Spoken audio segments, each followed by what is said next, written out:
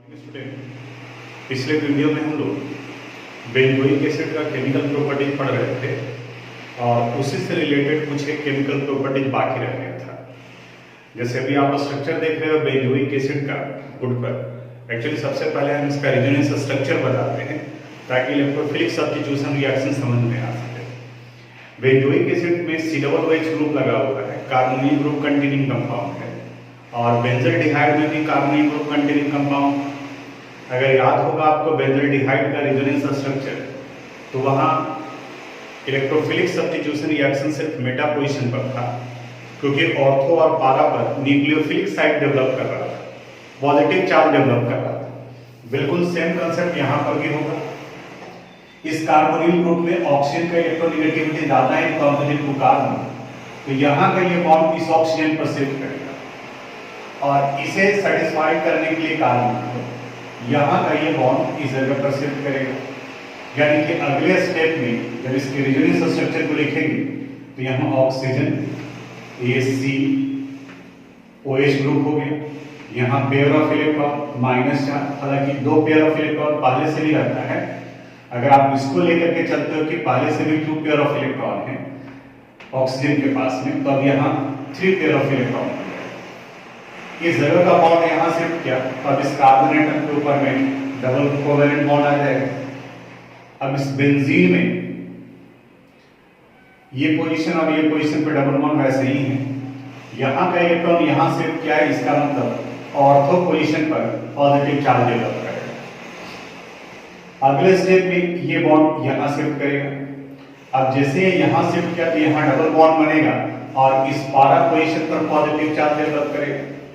यानी next resonance structure में 1 2 3 4 5 6 minus charge, यहाँ कार्बन इस जगह पर OH ग्रुप आ गया, यहाँ डबल बॉन्ड, ये बेंजीन है,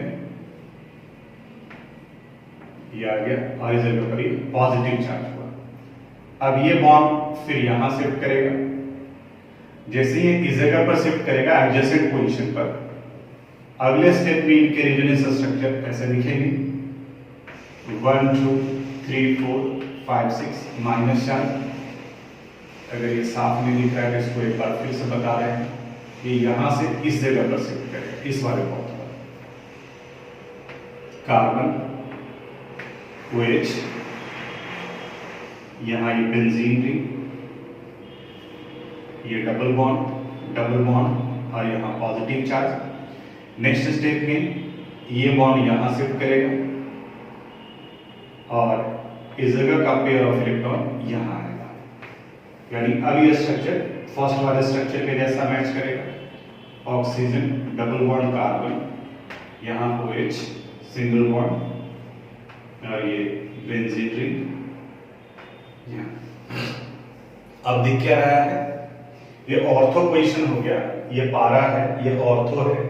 तो इस ऑर्थो और पारा पोजीशन पर पॉजिटिव चार्ज डेवलप कर रहे हैं, यानी कि ऑर्थो और पारा पर इलेक्ट्रॉन का डिफिशियंसी है, यानी इस जगह पर इलेक्ट्रोफाइल अटैक नहीं करेंगे।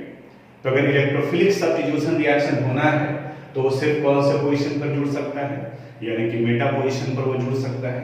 इस अनुसार से जैसे अल्डिहाइड इलेक्ट्रोफिलिक सब्स्टिट्यूशन रिएक्शन से मेटा डेरिवेटिव का फॉर्मेशन करता है, उसी तरह से बेंजोइक एसिड भी बेंजल्डिहाइड के जैसा ही ये भी मेटा डेरिवेटिव्स का फॉर्मेशन करेंगे। इनके इलेक्ट्रोफिलिक सब्स्टिट्यूशन रिएक्शन को इस तरीके से हम लोग लिखते हैं। यहाँ ये बेंजोइक एसिड हो गया। अब कुछ एक कॉमन इलेक्ट्रोफिलिक सब्स्टिट्यूशन रिएक्शन के बारे में, जैसे अगर इनका ब्रोमिनेशन कराते हैं तो याद करो ब्रोमिनेशन हुआ था FeBr3 या Fe इन dark reaction. Electrophilic substitution reaction होगा और मेटा डेरिवेटिव का फॉर्मेशन करेगा, यानी मेटा पोजीशन पर Br आकर लगेगा। अगर इनका नाइट्रेशन कराते हैं तो नाइट्रेशन यानी कि नाइट्रिक एसिड के साथ HNO3 के साथ in the presence of concentrated sulfuric acid COOH और इस मेटा पोजीशन पर आकर जुड़ा नाइट्रो ग्रुप। वहीं अगर सल्फोनेशन कराते हैं फ्यूमिक सल्फ्यूरिक एसिड या कंसंट्रेटेड सल्फ्यूरिक एसिड लेंगे तो सल्फोनिक ग्रुप आकर जुड़ेगा इसके साथ, ये भी मेटा डेरिवेटिव का फॉर्मेशन करेगा, COOH SO3H यहां पर। तो ये इनके इलेक्ट्रोफिलिक सब्स्टिट्यूशन रिएक्शन से रिलेटेड था। तो आप रेजोनेंस स्ट्रक्चर भी लिख लोगे बेंजोइक एसिड का, और उसके बाद इलेक्ट्रोफिलिक सब्स्टिट्यूशन रिएक्शन में आप चाहे तो अलग अलग कर सकते हैं, हेलोजिनेशन, नाइट्रेशन, सल्फोनेशन। या इतनी बार ये रिपीट हुआ है तो हर बार में स्टेटमेंट अलग अलग करने की बजाय हम लोग यहाँ पर इसे समराइज फॉर्म में भी लिख सकते हैं। तो इसको आप कॉपी कर लीजिएगा। एलिफैटिक कार्बोक्सिलिक एसिड से रिलेटेड एक और क्वेश्चन है, उसके बारे में हम लोग डिस्कस करते हैं यहाँ पर। हेलोजिनेशन एक इंपॉर्टेंट नेम रिएक्शन से भी जुड़ा हुआ है, हेल्महोल्ट्ज-जेलेंस्की रिएक्शन। यहाँ बताता है कि carboxylic acid having alpha hydrogen atom. अब फिर से याद करो, अल्फा हाइड्रोजन एटम कहने का मतलब कार्बोक्सिलिक ग्रुप के बगल में एक कार्बन एटम और होंगे, वहां अल्फा हाइड्रोजन होगा। उनका रिएक्शन अगर हैलोजन के साथ कराते हैं, जैसे RCH2 और COOH, ये फंक्शनल ग्रुप है, इससे जुड़ा हुआ ये अल्फा कार्बन और इससे दो हाइड्रोजन जुड़े हुए हैं।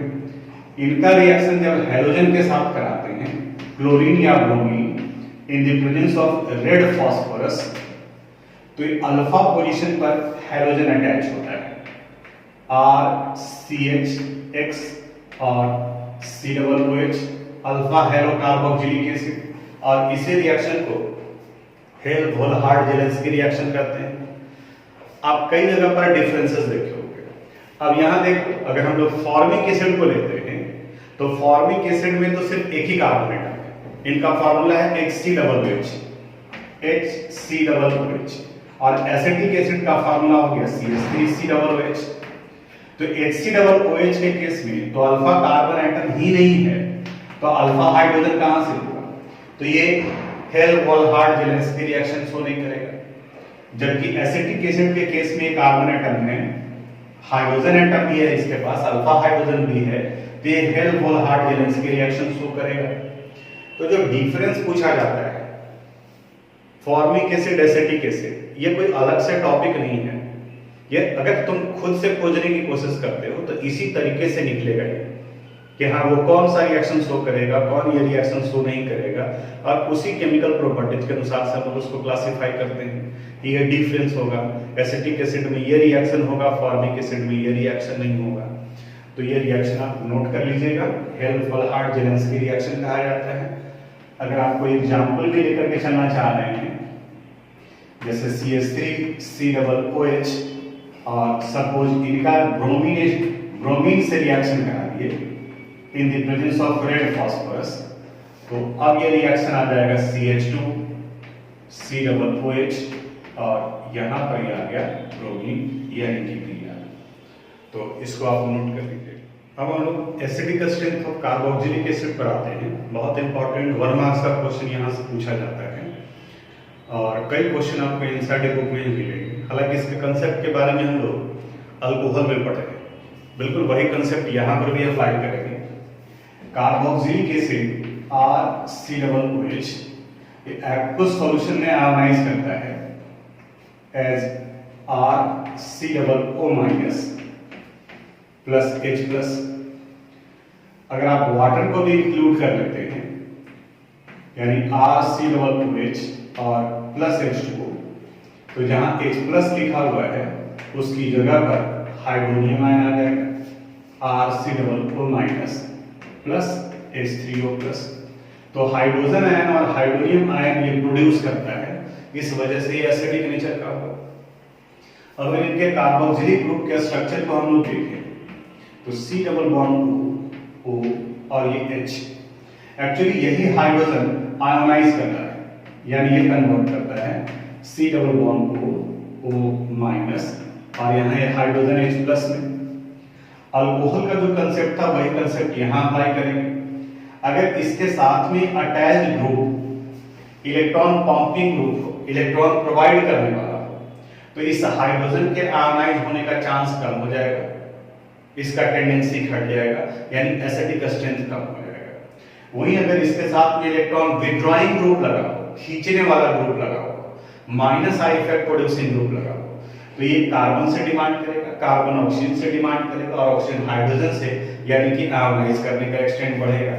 कंक्लूजन ये आया कि in the presence of plus I effect producing group acidic strength increases, sorry plus I effect के प्रेजेंस में एसिडिक स्ट्रेंथ का वैल्यू डिक्रीज करेगा, और अगर minus I effect producing group है, इलेक्ट्रॉन विड्रॉइंग ग्रुप है, तो उस कंडीशन में इनका एसिडिक स्ट्रेंथ का वैल्यू इंक्रीज करेगा। अब एसिडिक स्ट्रेंथ अगर डिसोसिएशन कांस्टेंट भी देखा जाए कि हाइड्रोजन आयन और हाइड्रोनियम आयन पर डिपेंड करता है, तो एसिडिक स्ट्रेंथ की जगह पर कई जगह पर आपको Ka और pKa टर्म मिलेगा। तो एसिडिक स्ट्रेंथ डायरेक्टली प्रोपोर्शनल होता है डिसोसिएशन कांस्टेंट ऑफ एसिड का। जैसे यहां पर अगर आप निकालोगे तो KO will be equal to RCOO minus C2H plus by RCOOH, जो इक्विलिब्रियम में पढ़े थे। हम उस वाले क्वेश्चन पर नहीं जा रहे हैं, क्योंकि अगर आपने से कोई इक्विलिब्रियम ध्यान से नहीं पढ़ा होगा तो वो कंफ्यूज कर जाएगा, हालांकि उसका कोई जरूरत ही नहीं है। एसिडिक स्ट्रेंथ डायरेक्टली प्रोपोर्शनल होता है Ka का और इनवर्सली प्रोपोर्शनल होता है pKa का। pKa क्या है? जैसे आप देखो pH पढ़े होंगे, तो pH इज इक्वल टू होता है negative logarithm of hydrogen ion concentration, या इसी को हम लोग log 1/H प्लस लिखते हैं। बिल्कुल वही पार्ट यहाँ पर भी है, जैसे pH और H प्लस ये दोनों एक दूसरे का इनवर्सली प्रोपोर्शनल है, तो Ka और pK एक दूसरे का इनवर्सली प्रोपोर्शनल है। तो आपको एसिडिक स्ट्रेंथ के अनुसार से अरेंज करना है, तो ये पॉइंट आप ध्यान में रखिएगा। और Ka पूछा जा रहा है या pKa पूछा जा रहा है, तो Ka का मतलब एसिडिक स्ट्रेंथ और pKa का मतलब उसका जस्ट रिवर्स हो जाएगा एसिडिक स्ट्रेंथ का। ये थोड़ा और कांसेप्ट क्लियर होगा, इससे रिलेटेड क्वेश्चन पर आते हैं उसके बाद। इंटेक्स के 12.8 क्वेश्चन पर आते हैं हम लोग। यहाँ क्वेश्चन करा which acid of each pair shown here would you expect to be stronger, यानी कि कौन सबसे ज्यादा स्ट्रॉन्गर होगा। इसमें टोटल 4 क्वेश्चन दिए हुए हैं, एक एक क्वेश्चन को आपको एक्सप्लेन करके बताते हैं। फर्स्ट है CH3 CO2H और CH2F CO2H, इन दोनों में कौन ज्यादा है। अब CO2 से कंफ्यूज मत करना, CO2 का मतलब हुआ COO, ये CO2 को रिप्रेजेंट कर रहा है। CH3 CO2 स्ट्रक्चर लिखते हैं, थोड़ा और क्लियर होगा, CH3 COOH और ये आ गया CH2F और COOH। अब यहां देखो इस जगह पर मिथाइल ग्रुप लगा हुआ है, जबकि इसके साथ मिथाइल के साथ में फ्लोरीन लगा हुआ है, और ये फ्लोरीन इलेक्ट्रॉन विड्रॉइंग नेचर का होता है। तो अभी आपको बताया कि minus I effect producing group अगर लगा हुआ है तो वहां एसिडिक स्ट्रेंथ का वैल्यू बढ़ जाएगा। तो इस फर्स्ट और सेकंड में इस सेकंड के एसिडिक स्ट्रेंथ का वैल्यू ज्यादा होगा। रीजन ये कि यहाँ पर फ्लोरीन अटैच्ड है जो माइनस आई इफेक्ट प्रोड्यूस करता है। सेकंड क्वेश्चन पर आते हैं। सेकंड में CH2F CO2H। अब इसको हम स्ट्रक्चरल फॉर्म में ही लिखते हैं, CH2F CO2H यानी COOH and CH2Cl CH2Cl COOH। अब देखो ये भी माइनस आई इफेक्ट शो कर रहा है, ये भी माइनस आई इफेक्ट शो कर रहा है, फ्लोरीन भी और क्लोरीन भी है। अब आप थोड़ा सा याद कीजिए क्लास 10th और 11th का concept. Fluorine is the most electronegative element, यानी इलेक्ट्रॉन खींचने की टेंडेंसी पूरे पीरियोडिक टेबल में सबसे ज्यादा फ्लोरीन का होता है, यानी कि क्लोरीन के कंपैरिजन में फ्लोरीन ज्यादा इलेक्ट्रॉन विड्रॉ करेगा, और जो ज्यादा इलेक्ट्रॉन विड्रॉइंग कैपेसिटी का होगा उसका एसिडिक स्ट्रेंथ ज्यादा होगा, यानी कि सेकंड में आंसर आपका फर्स्ट हो जाएगा। थर्ड क्वेश्चन में यहां CH2F CH2F CH2 CH2 CH2 CH2 COOH CH3 CHF CH3 CHF CH2 COOH। अब यहां देखो दोनों का मॉलिक्यूलर फार्मूला सेम है, मॉलिक्यूलर मास सेम है, दोनों में फ्लोरीन ही लगा हुआ है, यानी कि इलेक्ट्रोनेगेटिविटी वैल्यू सेम है। अब हमें आइडेंटिफाई करना है कि किनका एसिडिक स्ट्रेंथ ज्यादा है। एसिडिक स्ट्रेंथ ज्यादा होता है कार्बोक्सिलिक ग्रुप से अटैच ग्रुप में इलेक्ट्रॉन खींचने की टेंडेंसी पर। यहां देखो ये अल्फा बीटा कार्बोनेटर पर लगा है, जबकि यहां ये गामा पर लगा है। तो सोर्स से जितना दूर ये रहेगा फ्लोरीन, इसमें इलेक्ट्रॉन खींचने की टेंडेंसी उतनी ही घटती चली जाएगी। यानी कि यहां ये फ्लोरीन चूंकि बीटा पर है, COOH के से ज्यादा नजदीक है फर्स्ट वाले के कंपैरिजन में, इसलिए यहां ये इस COOH से इलेक्ट्रॉन ज्यादा डिमांड करेगा फर्स्ट के कंपैरिजन में, इसलिए सेकंड का एसिडिक स्ट्रेंथ वैल्यू ज्यादा होगा। ये थर्ड था। फोर्थ क्वेश्चन में है F3C और ये बेंजोइक एसिड लगा हुआ है, बेंजीन के साथ में COOH ग्रुप है, और यहाँ CH3 फिर बेंजीन के साथ में COOH ग्रुप लगा है, COOH। तो ये तो यही दिख रहा है कि ये प्लस आई इफेक्ट शो कर रहा है, और यहाँ ये माइनस आई इफेक्ट शो करेगा, और जो माइनस आई इफेक्ट शो करेगा उसका एसिडिक स्ट्रेंथ वैल्यू ज्यादा होगा। तो इस तरीके से इसे एसिडिक स्ट्रेंथ से रिलेटेड क्वेश्चन हम सोल्व किए, इसको नोट कर लीजिए। हम लोग एक्सरसाइज के कुछ एक क्वेश्चन पर आते हैं। दो इंपॉर्टेंट स्टेटमेंट बेस्ड क्वेश्चन है। एक दो क्वेश्चन पहले भी हम लोग डिस्कस किए थे इस चैप्टर का, और पहले भी आपको बताए थे कि अभी जो पैटर्न चला हुआ है वो स्टेटमेंट बेस्ड क्वेश्चन से रिलेटेड क्वेश्चन पूछने का, तो उसके ऊपर में आप ज्यादा कंसंट्रेट करोगे स्टेटमेंट बेस्ड क्वेश्चन का। 12.10 में an organic compound with the molecular formula C9H10O, molecular formula दिया हुआ है C9H10O। आगे फॉर्म 2,4-DNP डेरिवेटिव, ये DNP डेरिवेटिव का फॉर्मेशन करता है। अब जैसे ही ये DNP डेरिवेटिव हुआ तो तुरंत आप दिमाग लगा, DNP डेरिवेटिव कौन शो करता है? कार्बोनिल ग्रुप कंटेनिंग कंपाउंड, यानी कि एल्डिहाइड और कीटोन हो सकता है। यानी कि यहां से तो ये कंफर्म हो गया कि एल्डिहाइड हो सकता है या फिर क्या हो सकता है, कीटोन हो सकता है। कार्बोनिल ग्रुप है इसमें, यानी इससे सिर्फ ये पता चल रहा है कि it has a carbonyl group, इसमें एक कार्बोनिल ग्रुप है। डीएनपी टेस्ट कर रहा है। आगे reduces Tollens, reduces Tollens reagent. Tollens reagent का मतलब ये हुआ कि ये सिर्फ और सिर्फ क्या हो सकता है, एल्डिहाइड हो सकता है। एक ये कंफर्म हो गया। दूसरा ये कह रहा है कि इट शोज कानिजारो रिएक्शन। तो कानिजारो रिएक्शन का मतलब ये हुआ कि इसमें अल्फा हाइड्रोजन नहीं है। तब आप याद कीजिए, अल्फा हाइड्रोजन नहीं हो और उस एल्डिहाइड में हम लोग दो पढ़े थे, एक पढ़े थे बेंजल्डिहाइड और दूसरा फॉर्मल्डिहाइड। मॉलिक्यूलर फार्मूला ये बता रहा है कि फॉर्मल्डिहाइड तो ये होगा नहीं, इसका मतलब ये है कि ये बेंजल्डिहाइड हो सकता है। यानी कि अभी ये कंफर्म नहीं हुआ है, बट गेस कर रहे हैं कि ये बेंजल्डिहाइड हो सकता है। आगे कैसे पता चला? कानिजारो रिएक्शन शो कर रहा है। टॉलेंस रिएजेंट और फेलिंग्स रिएजेंट ये कंफर्म किया कि एल्डिहाइड है।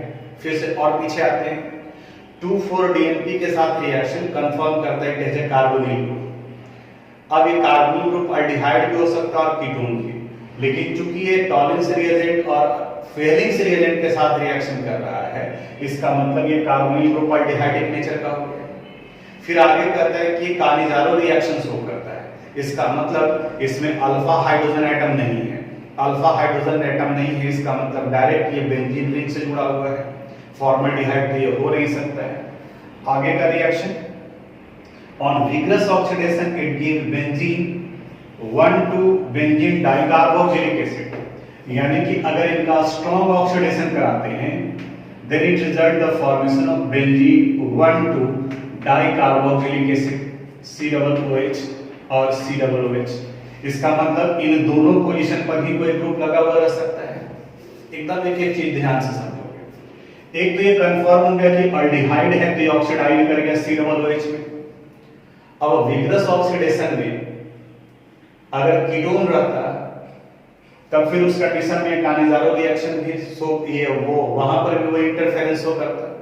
इसका मतलब जो दूसरा सेकंड पर लगा हुआ है वो अल्काइल ग्रुप है। और कौन सा अल्काइल ग्रुप है, अब इनके मॉलिक्यूलर फार्मूला के एनालिसिस से पता चलेगा। अब वो कैसे करेंगे, ये देखो बेंजीन बेंजीन के साथ में अगर CHO लगा दें यहां पर, तो इस कंडीशन में कार्बन एटम का नंबर आ गया 7, हाइड्रोजन 6 की जगह 5 एंड 1 6 और ऑक्सीजन 1। अब इन दोनों को मैच कराओ, यहाँ 9 कार्बन है और यहाँ 7 कार्बन है, तो कितना कार्बन बचा रह गया 2, यहाँ 6 हाइड्रोजन है और यहाँ 10 है, तो कितना हाइड्रोजन बचा रह गया 4 और ये ऑक्सीजन। तो सेकेंड कार्बन पर यहाँ से एक और हाइड्रोजन को हटाएंगे, तो जब यहाँ से एक और हाइड्रोजन हटाकर C2H4 ऐड करोगे तो यहाँ से रिमूव्ड हाइड्रोजन और ये कन्वर्ट कर गया C2H5। इसका मतलब ये कंपाउंड 2 इथाइल बेंजल्डिहाइड हुआ। और मॉलिक्यूलर फार्मूला इसका मिलाओगे तो कार्बन देखो 1 2 3 4 5 6 2 8 एंड 1 9, हाइड्रोजन देखो 1 2 3 4, इन दोनों पर हाइड्रोजन नहीं होगा, 4 एंड 5 9 एंड 1 10 और ऑक्सीजन 1। अब ये डीएनपी टेस्ट भी देगा, यहां पर ये 2,4 डीएनपी टेस्ट भी देगा, अल्डिहाइडी ग्रुप होने की वजह से कानिजारो रिएक्शन भी शो करेगा, क्योंकि ये बेंजीन रिंग से जुड़ा हुआ है, बेंजल्डिहाइड, ये कानिजारो रिएक्शन भी शो किया। और ये पार्ट C2H5 को इनके विग्रस ऑक्सीडेशन से ये पार्ट भी कन्वर्ट कर जाएगा COOH में, यानी कि बेंजोइक ग्रुप में, अल्डिहाइडिक ग्रुप, और पूरा का पूरा अल्काइल ग्रुप।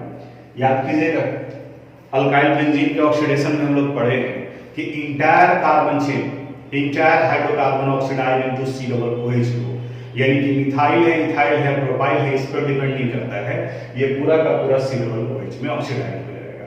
तो आपसे ये कंपाउंड पूछा जा रहा था, ये कंपाउंड ये हुआ। अब कितने नंबर का क्वेश्चन है? अगर क्वेश्चन 2 3 4 इस तरह से मार्क्स का है तो हर एक स्टेटमेंट को आप लिखोगे और उसके अनुसार से डीएनपी, उनके साथ में रिएक्शन हम लोग बेंजल्डिहाइड का, अल्डिहाइड और कीटोन का पढ़ चुके हैं, उसके साथ में वो रिएक्शन दिखाओगे। कानिजारो रिएक्शन में क्या होता है वो इस पार्ट का कानिजारो रिएक्शन शो करेंगे।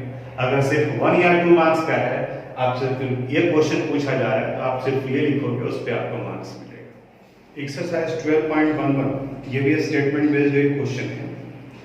An organic compound A, molecular formula C8H16O2, C8H16O2 ये है, was hydrolyzed with dilute sulfuric acid to give carboxylic acid and an alcohol C। यानी हाइड्रोलिसिस से ये कार्बोक्सिलिक एसिड B का फॉर्मेशन करता है एंड अल्कोहल C का फॉर्मेशन करता है, अल्कोहल C का। आगे oxidation of C with chromic acid produced B, यानी अगर इनका ऑक्सीडेशन कराते हैं तो फिर से ये B का फॉर्मेशन करता है। आगे डिस्कस करेंगे क्या क्या, पहले इंफॉर्मेशन सेपरेट कर देते हैं। C ऑन डिहाइड्रेशन गिव ब्यूट1, और इनका जब डिहाइड्रेशन कराते हैं यानी यहां से वाटर रिमूव करते हैं, then it result the formation of ब्यूट1। ये ब्यूट1 का फॉर्मेशन करता है। Write the equation for the reaction. अब यहां पर पूरे इक्वेशन को भी लिखना है, यानी कि सिर्फ केमिकल सब्सटेंस आइडेंटिफाई नहीं करना है, हमें उसका इक्वेशन भी लिखना है, जबकि पहले वाले में सिर्फ केमिकल सब्सटेंस आइडेंटिफाई करना था। दोनों क्वेश्चन में डिफरेंस है। अब एक एक पॉइंट समझोगे थोड़ा सा। ए के हाइड्रोलिसिस से कार्बोक्सिलिक एसिड और अल्कोहल मिलता है, तो ये तो कंफर्म हो गया कि ए ईस्टर है, क्योंकि हम लोग पढ़े कि ईस्टर के हाइड्रोलिसिस से कार्बोक्सिलिक एसिड और अल्कोहल का फॉर्मेशन होता है। आगे ये बी और सी का फॉर्मेशन करता है और सी ऑक्सीडाइड होकर कार्बोक्सिलिक एसिड में कन्वर्ट करता है। इसका मतलब दोनों में both have same carbon atom, दोनों में सेम कार्बन एटम है, यानी कि बी में जितना कार्बन है उतना ही सी में कार्बन एटम है। तो देखो टोटल कार्बन एटम 8 है, इसका मतलब इस कार्बोक्सिलिक एसिड में भी 4 कार्बन एटम होगा और इस अल्कोहल में भी 4 कार्बन एटम है, क्योंकि ऑक्सीडेशन में सिर्फ ऑक्सीजन ऐड होता है, हाइड्रोजन रिमूव होता है, कार्बन एटम का नंबर नहीं इंक्रीज करेगा। तो ये चूंकि सी बी में कन्वर्ट करता है इसका मतलब इस अल्कोहल में जितना कार्बन एटम है उतना है इस कार्बोक्सिलिक एसिड में भी कार्बन एटम है। अब ये 4 है या क्या है, कुछ और आगे और बढ़ते हैं। इस C के डिहाइड्रेशन से यानी H2O को बाहर निकालते हैं तो ब्यूटवानिन बनता है। तो ब्यूटवानिन ये भी कंफर्म करता है कि इसमें 4 कार्बन एटम है और 1 इन कहने का मतलब यहाँ ब्यूटेन 1 ऑल का फॉर्मेशन हुआ है, यानी कि स्टेट चेन के फॉर्म में है। अब इन सारे इंफॉर्मेशन को अगर हम लोग इक्वेशन में कन्वर्ट करें तो देखो ये इस तरीके से दिखेगा, CH3 CH2 CH2 C double bond O CH2 CH2 1 2 3 4 5 6 7 और ये 8। ये हो गया कंपाउंड A जिनका मॉलिक्यूलर फार्मूला है C8H16O2। ये कंपाउंड हो गया। अब इनका हाइड्रोलिसिस करा, जब इनका हाइड्रोलिसिस कराएंगे एसिडिक मीडियम में तो ये कंपाउंड का फॉर्मेशन करेगा, ये पार्ट कार्बोक्सिलिक एसिड यानी CH3 CH2 CH2 COOH, ये बन गया B और alcohol CH3 CH2 CH2 CH2 और ये OH, ये हो गया अल्कोहल C। अब इसका अगर डिहाइड्रेशन कराते हैं यानी यहां से H2O रिमूव करते हैं तो यहां से OH और यहां से H, तो ये ब्यूटवानिन का फॉर्मेशन करेगा, CH2 CH डबल बॉन्ड और CH2। और अगर इनका विग्रस ऑक्सीडेशन कराते हैं तो विग्रस ऑक्सीडेशन कराने पर ये फिर से इसी कार्बोक्सिलिक एसिड में कन्वर्ट कर जाएगा। तो आपका आंसर ये हुआ। लेकिन याद कैसे रहेगा एग्जामिनेशन के टाइम तक, तो जो अभी वर्ड जो स्टेटमेंट हम बोल रहे थे उसी को आप लिख लोगे। तो जब रिवीजन करेंगे आप एग्जामिनेशन के टाइम में तो वहां पर वो स्टेटमेंट पढ़ते ही याद आने लगेगा कि इसको क्यों हम बोले कि ये कार्बोक्सिलिक एसिड में 4 कार्बन एटम है, क्योंकि इक्वली डिस्ट्रीब्यूट हो रहा है। तो इस पार्ट को भी आप नोट कर लीजिए। यहाँ बोर्ड पर आप देख रहे हो कुछ कंपाउंड है, ये क्वेश्चन है एक्चुअली आपके में से एक स्टूडेंट्स का एक क्वेश्चन है और क्वेश्चन था कि डिफरेंस कैसे कर पाएंगे, how we can differentiate these compounds, इन्हें कैसे डिफरेंशिएट करेंगे केमिकल रिएक्शन से, केमिकल प्रॉपर्टीज से। ध्यान से सुनना, कंप्लीट आपको करना है, हम हिंट्स देते हैं। जैसे इथेनॉल एंड एसिटाल्डिहाइड, ये अल्कोहल है, इथेनॉल प्राइमरी अल्कोहल है और ये एसिटाल्डिहाइड अल्डिहाइड है। इन दोनों को डिफरेंशिएट करना है, कैसे करेंगे हम लोग। अब इन दोनों का रिएक्शन आप टॉलेंस रिएजेंट से कराओ। याद कीजिए, टॉलेंस रिएजेंट अल्डिहाइड का कंफर्मेटरी टेस्ट है, यानी एसिटाल्डिहाइड टॉलेंस टेस्ट देगा और इथेनॉल टॉलेंस टेस्ट नहीं देगा, दोनों डिफरेंशिएट हो गए। अब अगर केमिकल रिएक्शन लिखने के लिए कहेगा तो उसके अनुसार से केमिकल रिएक्शन लिखेंगे। अगर सिर्फ स्टेटमेंट पूछा जा रहा है मार्क्स का तो आप ये स्टेटमेंट लिख सकते हो, ethanol will not give Tollens test and Fehling test, क्योंकि वो अल्कोहल है, जबकि एसिटाल्डिहाइड ये टेस्ट देगा। Phenol and carboxylic acid, chemical property याद करो, दोनों में फिनॉल का इलेक्ट्रोफिलिक सब्स्टिट्यूशन रिएक्शन कराते हैं तो ऑर्थो और पारा डेरिवेटिव का फॉर्मेशन होता है, जबकि इस कंडीशन में मेटा डेरिवेटिव का फॉर्मेशन होता है। एक आपका फ्रीडल-क्राफ्ट रिएक्शन शो करता है, दूसरा फ्रीडल-क्राफ्ट रिएक्शन शो नहीं करता है। तो जो कॉमन नहीं है, दोनों डिफर कर रहा है, उसी पॉइंट को यहाँ पर शो करना है हम लोग। अल्डिहाइड एंड कीटोन, ये तो कई बार हम लोग पढ़ चुके हैं। अल्डिहाइड और कीटोन दोनों को सेपरेट करना है तो oxidation properties. Aldehyde Tollens test देगा, फेलिंग टेस्ट देगा, कीटोन टॉलेंस टेस्ट और फेलिंग टेस्ट नहीं देगा। उसके अनुसार से इसको लिख सकते हैं। Formic acid and acetic acid, आज ही आपको बताया, हेल्फ-वॉल-हार्ट-जेलेंस्की रिएक्शन। इसमें एसिटिक एसिड के पास अल्फा हाइड्रोजन है, ये हेल्फ-वॉल-हार्ट-जेलेंस्की रिएक्शन शो करेगा, जबकि फॉर्मिक एसिड शो नहीं करेगा। उस पॉइंट को लिख सकते हैं हम। Primary, secondary and tertiary alcohol, याद कीजिए अल्कोहल में हम लोग पढ़े थे, हेलोल के में डिस्कस किए थे। लुकास टेस्ट, यानी कि गिवन अल्कोहल को आइडेंटिफाई करना है प्राइमरी, सेकेंडरी और टर्शियरी में, तो लुकास रिएजेंट से रिएक्शन कराएंगे। जो तुरंत टर्बिडिटी प्रोड्यूस करता है वो टर्शियरी, जो कुछ समय के बाद देगा वो सेकेंडरी, और जो हीट करने पर देगा वो प्राइमरी हो गया। अगर और कुछ केमिकल रिएक्शन से देना है तो ऑक्सीडेशन करा दीजिए। प्राइमरी अल्कोहल के ऑक्सीडेशन से या कॉपर से पास करो ना, तीनों सेपरेट हो जाएगा।